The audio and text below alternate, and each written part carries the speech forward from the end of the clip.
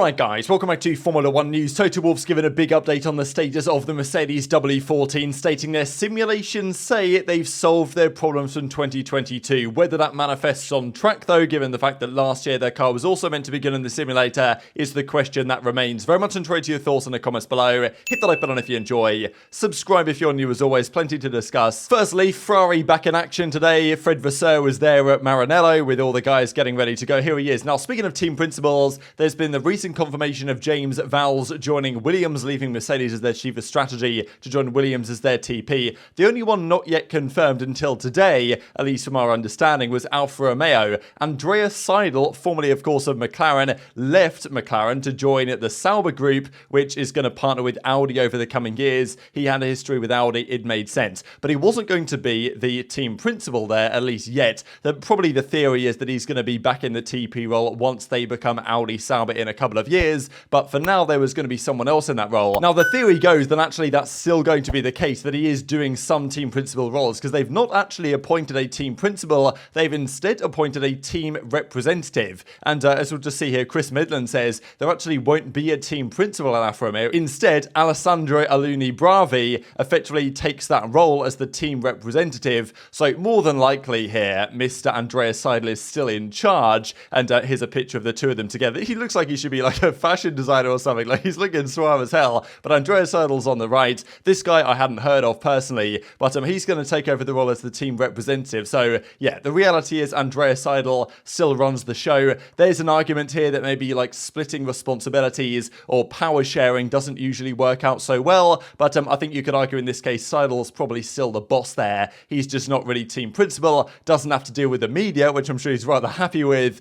and he can just get on with his stuff that he's doing, probably still some team principal related roles, while this guy can actually deal with the media and the like. So he's looking pretty good, and they must be playing relatively well there at Sauber, because if you guys are watch guys out there, I'm just intrigued to know like what watch you think this is, because I was trying to figure it out, because if this is, I mean, it looks almost octagonal, it kind of looks like it could be an AP Royal Oak, which if it is, then he's absolutely balling, because this is something like a 40 grand watch. So, you know, he's looking good. Hopefully he's going to be good at his job as well. I'm sure that's what Sauber Alfa Romeo fans will think at the moment, but yeah, no team principal there officially, which is rather interesting, not going to lie. Also on the Sky Sports side, we saw yesterday confirmation that Johnny Herbert is not going to be part of the broadcast crew for the upcoming season. One more confirmation as well, Paul di Resta will not be part of the crew as well. So, you know, of course, there's been a fair few influencers that have expressed their dissatisfaction with Paul di Resta's coverage in certain situations, and it turns out he's not going to be there any longer. The full lineup will be this. There's not going to be any replacements for those two as of yet. So Jenson Button, Monster Antibodies, Nico Rosberg is back, Naomi Schiff, Martin Brundle, of course, with Crofty as well, Damon Hill, Karoon, Anthony Davidson, Natalie Pinkham, Tate Kravitz, Danica Patrick's back again. I imagine they only usually bring her out for the US races anyway. Simon Lazenby, Rachel Brooks, and David Croft. So there you go. But again, no Paul di Resta, no Johnny Herbert. I think that Johnny Herbert is a bit of a loss, to be honest. I thought he was rather good. I was never a massive fan of Paul di Resta's commentary from various different angles, but yeah, so they're having a more streamlined team going forwards. But the argument is still there to be made that this is going to be the crew with Mr. Christian Horner replacing them, because yeah, I wouldn't be surprised if they get him on the pit wall at every possible opportunity like usual. Let's talk about the teams they're going into the season. Nick de Vries, Charles Leclerc, I believe that Lewis Hamilton, George Russell are going to be on track relatively soon as well, but Nick de Vries in one of the older AlphaTauris here around Imola, of course, getting some reps in ahead of the new season. Charles Leclerc was doing the same thing today as well. Just this to note from Mercedes, new chapter they say with a picture of Lewis Hamilton. Don't know if this is indicative of any contract stuff, just because, you know, new chapter makes it kind of sound like they might have signed some sort of deal, but I don't think that's necessarily the case yet. There have been some rumours that Hamilton will sign a new deal that will extend him to at least 2025 as a driver, and possibly for another decade as a Mercedes ambassador at the very least, but he does want the contract to reflect the fact that if the car isn't very good, he can call it quits, you know, earlier than that potentially, which I'm sure they can come to some sort of arrangement. Now, the key point is whether Hamilton can get his 8th, is whether they get their car to a point of being any good. It was good at very specific circumstances at the end of last season. They did win a race, of course, in 2022 at Brazil, but only at certain tracks it actually worked, and that was only really towards the end of the season when they had many more upgrades on the car than they had earlier on. So they've confirmed they're changing the direction of the architecture that should point us in the right direction, and Toto Wolff also goes on to say that their developments, according to the simulator, have solved their issues. Now, whether this is true, we shall see, but this is what Toto Wolff says first First of all, discussing the fact that, we believe it's going to be easier next year. We're changing some of the architecture and the layout of the car that should point us in the right direction. But as it is with the new regulations, sometimes you uncover one problem and then you realize there was another underneath. I think they had that a couple of times last season. For example, I think they felt like they'd solved their issues after they fixed the porpoising back in Spain because, looking back on it, Spain was actually a very good circuit theoretically for the Mercedes across the circuits of the season. But then they went to Baku, they went to Monaco, the tracks where it was a bit more unstable and their car was pretty terrible again relative to the front runners at those weekends. And, talking also about having to be humble in this. So it's kind of classic Mercedes. They're playing themselves down a little bit as much as they can, but at this time they're actually not going into the new season as favourites. Even James Vowles has mentioned the following, that he believes the team they have, their wind tunnel tools, their development tools, the performance here at the organisation will produce performance which is higher than their competitors. It is allowing us to move further forward relative to them. So that's the question. They're obviously starting from a situation where they're behind the others, Ferrari, Red Bull, going into the new season, but he believes they've got what it takes to take further steps or more steps than their competitors can, which will be key to winning this season. Of course, Vowles won't be there anymore. He's leaving Mercedes to join at Williams Racing as their new team principal, I think in the middle of February sometime, shortly before testing begins in Bahrain on, I think, the 23rd of February. Toto Wolff has also gone on to say, though, that there's no sacred plan, as he describes it, as in there's no guarantee they're going to maintain this design going forwards.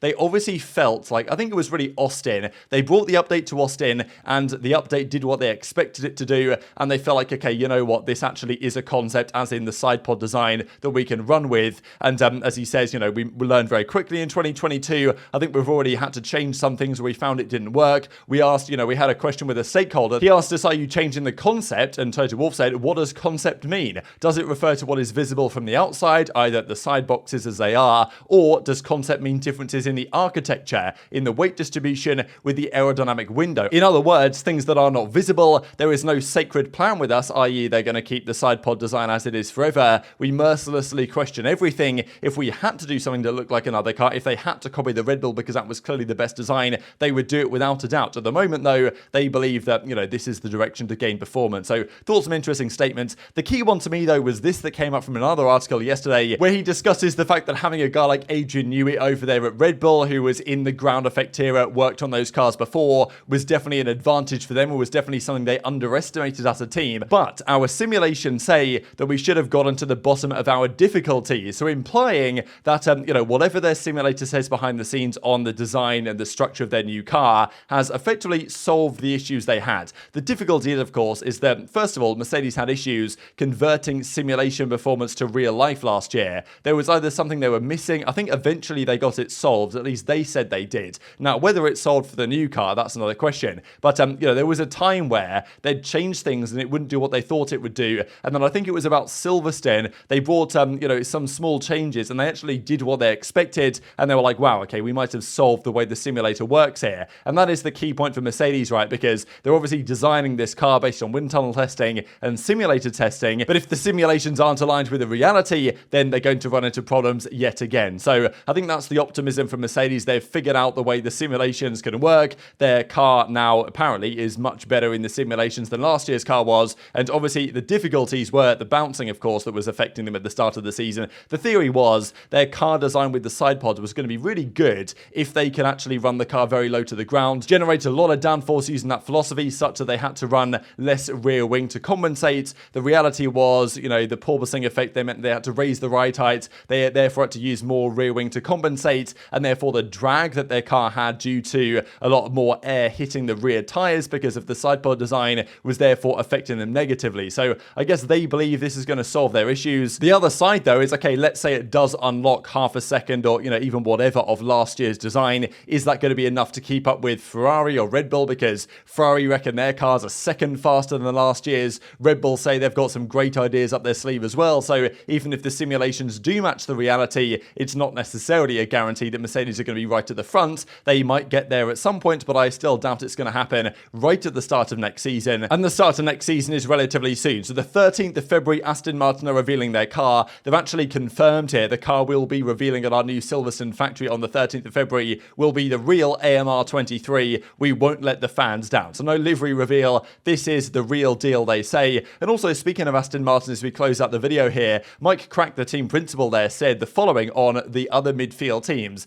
Teams say they can fight for wins, that in 3 years they'll be winning, that in 100 races they'll be winning, but what are they doing to win? Which I think is clearly directed at a couple of other teams in the midfield, right? The likes of Alpine, I think especially, and I think this is one of the key reasons why Alonso decided to leave, really, Alpine and go to Aston Martin, was because, okay, he felt disrespected by Alpine the way they were treating him as a bit of a seat warmer for Piastri, but also he felt like their rhetoric internally about, yeah, okay, they're going to win in X amount of years, we're going to be really competitive next year, move up the order, was never as ambitious as he would have liked to have seen. He probably never felt, Alonso, that car was actually ever going to win, whereas Aston Martin, they clearly have a lot of ambition. Whether they can, manifest that in reality, I don't know. It's going to be a tall order. It will take at least a couple of years before we see how far their project can go, but they've got a lot of resources, Aston Martin. They're spending a lot of money to make this happen. They're signing a lot of top guys. They made a lot of progress last season, right up there with Mercedes in terms of